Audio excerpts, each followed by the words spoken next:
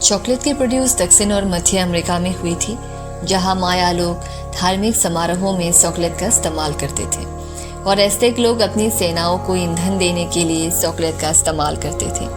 16वीं शताब्दी तक स्पेनिश विद्वानों ने दर्ज किया कि इसका इस्तेमाल मुद्रा के रूप में भी किया जाता था। चॉकलेट का इतिहास लगभग 1000 ईसा पूर्व लैटिन अमेरिका में शुरू होता है, जहां कोको के पेड़ जंगली रूप से उगते हैं। चॉकलेट बीन्स कोको के पेड़ के बीज होते हैं। ये कोको के पेड़ के फल के अंदर एक सिपसिपे सफ़ेद गूदे में बंद होते हैं। एक कोको के पेड़ पर प्रतिवर्ष लगभग 2000 फलियां पैदा होती है और इसकी कटाई साल में 2 बार की जाती है। इन्हें मिट्टी के गद्दों या केलों के पत्तों से ढके लकड़ी के डिब्बों में किण्वित किया जाता है। किण्वन के दौरान कुछ दिनों से लेकर 1 हफ्ते या उससे ज़्यादा समय तक फलियों का रंग गाढ़ा हो जाता है, जिससे उनका कड़वा स्वाद कुछ कम हो जाता है। अंत में फलियों को लगभग 1 हफ्ते तक धूप में सुखाया जाता है। कोको को देवताओं का भोजन भी मानते थे। युवकों के दीक्षा संस्कार, बरसात की पार्टियों और विवाह जैसे समारोहों में अक्सर कोको बीन्स या पेय पदार्थ शामिल होते थे।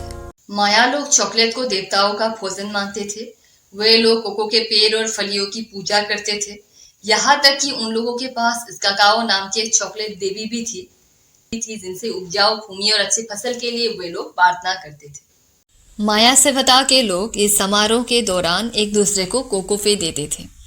जिस तरह रोमन लोग नमक का इस्तेमाल आर्थिक लेन देन के लिए करते थे, ठीक उसी तरह माया सभ्यता में कोको का यूजिंग भौतिक कार्यों के लिए होता था। इन सभ्यताओं के लोग कोको के बीजों का इस्तेमाल चॉकलेट मुद्रा के रूप में करते थे और इनके बीज इतने कीमती थी कि इनकी नकली भी बिक्री होती थी। माया लोग चॉकलेट को खाने के बजाय पीना पसंद करते थे।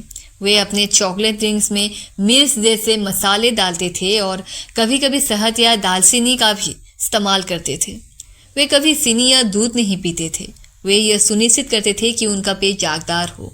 1519 में कार्तेज और उसके साथी एज़टेक की राजधानी पहुंचे, जहां कोको का व्यापार जीरो पर था।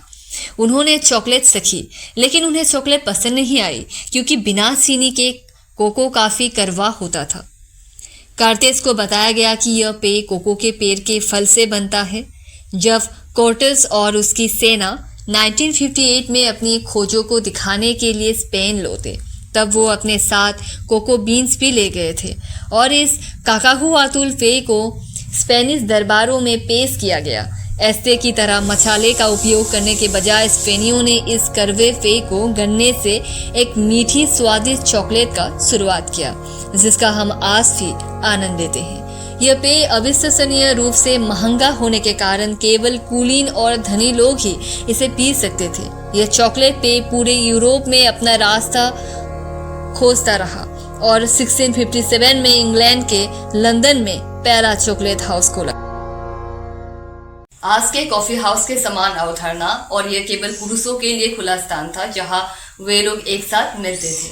1700 के दशक में इंडस्ट्रियल क्रांति का कोको उद्योग पर बड़ा प्रभाव पड़ा, क्योंकि भाप ईंधन के आविष्कार से कोको को पीसना बहुत आसान हो गया और इससे बड़ी मात्रा में पीसा जा सका, जिससे यह पूरे यूरोप के लिए सुलभ हो गया। 1829 में 10 रसायनिक कोएनराड वैन हाउटन ने कोको फ्रेश का आविष्कार किया।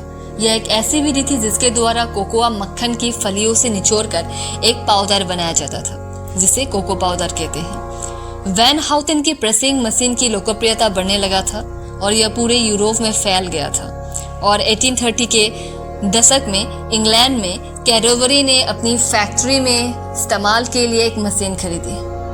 1847 में एक ब्रिटिश क्वेकर जोसेफ फ्राई को यह विचार आया कि कोको पाउडर में पानी या दूध के बजाय कोकोआ मक्खन और चीनी मिलाकर वो एक ठोस चॉकलेट बना सकता है, और यह पहली चॉकलेट बार की शुरुआत थी।